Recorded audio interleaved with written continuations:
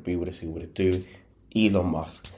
Not going to talk too much. Education time. You know what we're here for. We're going to be talking about death threats, talking about the confusion that's going on in America. We're going to be talking about the drop in sales. So let's get into the drop of sales. Then we're going to get into everything else. 9% amid a fall in sales in Europe. The electric vehicle maker posted lower sales across 5 European countries, including France and the UK. Joining us now to discuss this is CBS News foreign correspondent Remy Inocencio. Remy, why do we believe these sales are dropping? What's driving that? Sure. Well, Errol, basically, what... That's got to be such a dumb... Why do journalists do that? Ask such stupid questions. Oh, I don't know. Maybe because this guy started taking up a political stance. Maybe because people aren't liking the rhetoric that's coming out of this guy's mouth. Maybe because this guy started off talking about, oh yeah, I'm for the people. Now look at him. Align himself with Donald Trump, and Donald Trump's talking about Trump Gaza. Elon Musk has been talking about over the past, say, few months, ever since Donald Trump's election back to the White House. That has been fueling this anger, this frustration. Some even say disgust towards Musk, and they're taking it out on Tesla. Tesla now feeling the pain. But because of what's happening here in Europe, Tesla sales fell by nearly half across the continent just last month, 45%. That's from the European automobile man. Also, let's not get it twisted though. Even though it's dropping by half, whatever, he's still making money. When these companies say, "Oh, we've lost money," they're still making mills. It's just their projection that they normally make mills after mills each year, and got increases and big bonuses. They probably can't take the same amount of bonuses or take any bonus, but they're still making money. Let's not forget, fam.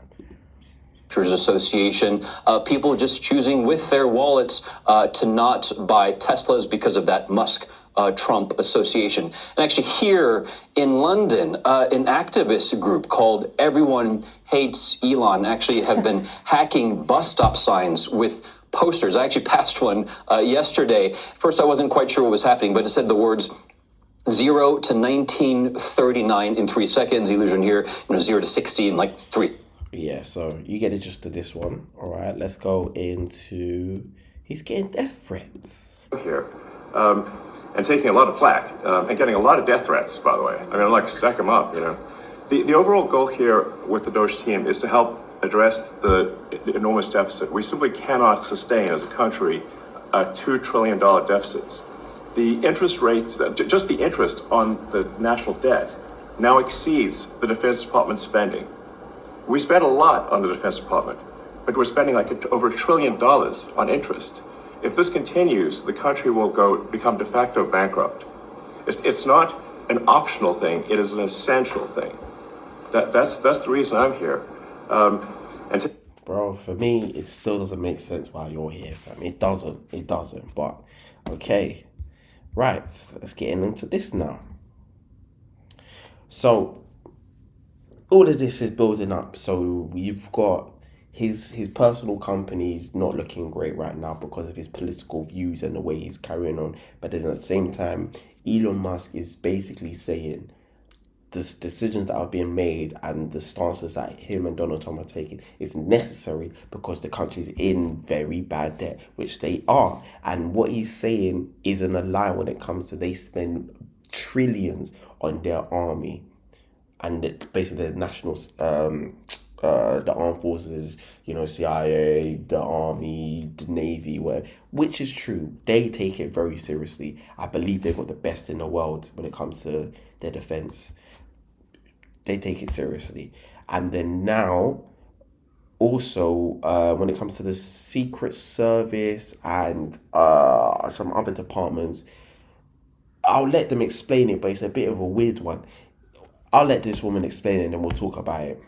For US federal employees to respond to an email sent by Elon Musk. The email sent over the weekend was headlined, "What did you do last week?" and asked recipients to reply with approximately 5 bullet points outlining their accomplishments in the last week. And CC, their manager, Mr. Musk, who heads the Department of Government Efficiency, or DOGE as it's known, has since admitted that the email, quotes, was basically a check to see if the employee had a pulse and was capable of replying to an email. President Trump defended the email as a way of weeding out people who, quotes, didn't even exist. Could you imagine?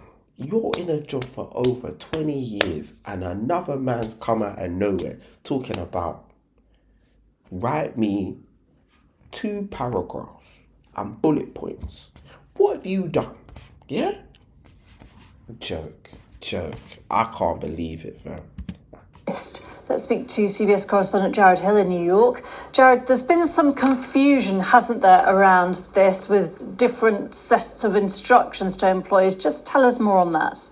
That's right, Gita. So different sets of instructions from different aspects of the Trump administration. On one hand, you do have these emails coming from Elon Musk saying that folks have to send over this bullet point, these 5 bullet points about what they did in the week prior. But at the same time, we have seen a number of Trump agency heads saying that their employees do not have to send over this email. We're talking in particular Department of Defense, as well as intelligence departments and some of the Homeland Security departments.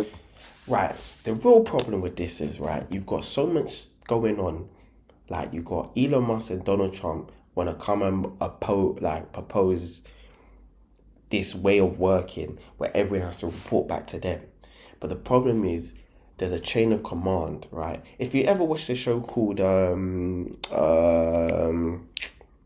Designated Survivor, very good show. Long short of it is Designated Survivor is about how the White House gets blown up, the president gets killed, and then there's a designated survivor to take over and rebuild moving forward from the bombing. And that designated survivor, he's been handpicked by the president before X, Y, and Z, and he's the one who's going to take the America into the new world, basically. But in that show, it's very good because you get to see how the White House actually works, and you kind of see there's a bit of a struggle inside the White House because the president doesn't have the final say when it comes to the defense, whatever. Everything has to go through the Senate, everything has to go through the House, everybody has to agree. You get majority vote agree, then you can put it through. But then even then, there's still things to go through.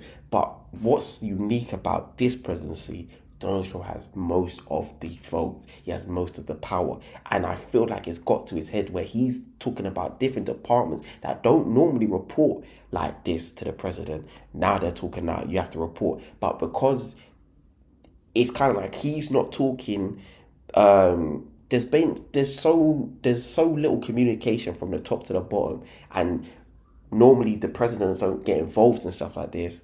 It's just a big mess. It's a big mess. People are losing their jobs and then have to get rehired because Donald Trump's trying to fire people that you can't fire. There's paperwork.